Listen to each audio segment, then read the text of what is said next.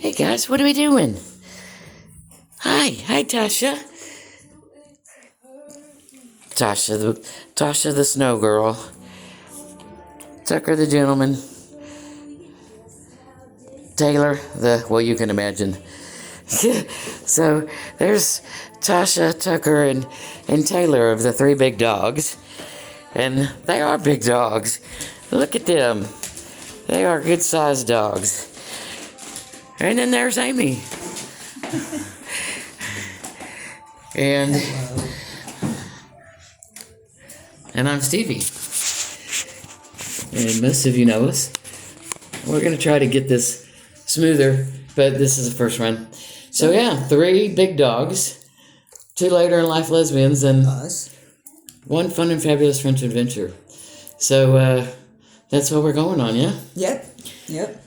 It didn't start out that way, so we're going to start with a little flashback, actually. So let's see, flashback to, guess around 2015, 2014. That's right. Started thinking about Amy retiring, which she did in 2015. In the summer, right? No, in January. In January, that's okay. So in January, yeah, that's right. You had 2 big parties that year. That's right. So retired in January 2015, and then we had this big plan because there was a idea that gay marriage. Now we had been married since 1990. 1990. So we had we'd a already lovely been outdoor wedding in Austin, Texas. Yeah, so we'd already married a long time, but it wasn't legal nationally. So there were different things for different states, and you had to create all kinds of documents and even for people to have rights with their dogs, right? So we had the opportunity to get married in 2015 legally.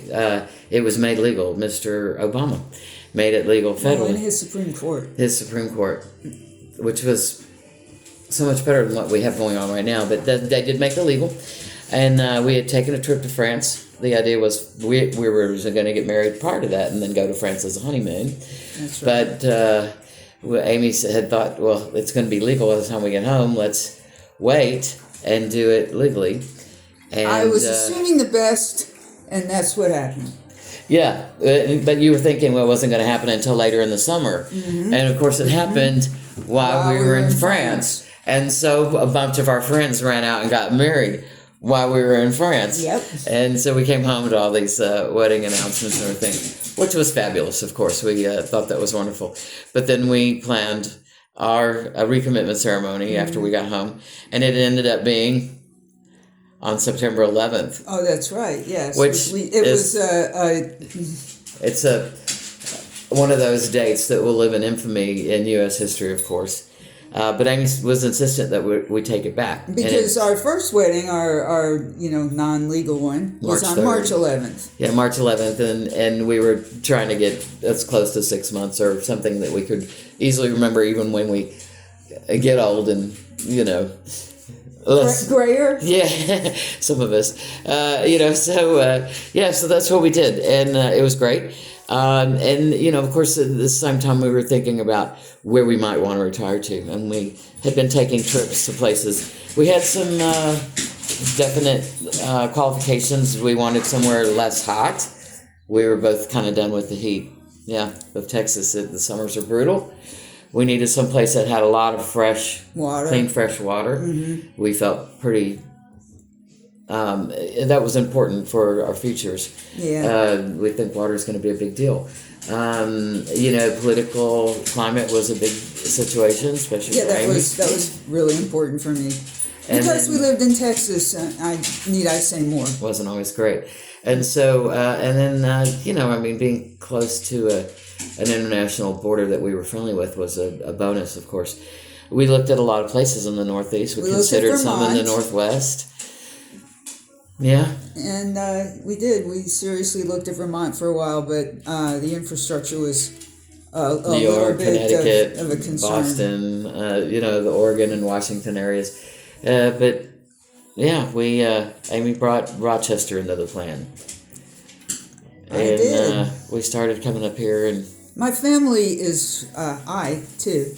We're from New York. Yeah. New York City. I know, Rochester's on all the way other side of the state. And 5.5 hours, 6 but hours. It's closer than Austin, Texas, and so, yeah. Yeah. And there was things here that were a good drawing. And it was, a couple hours from an international border. Lots of fresh water.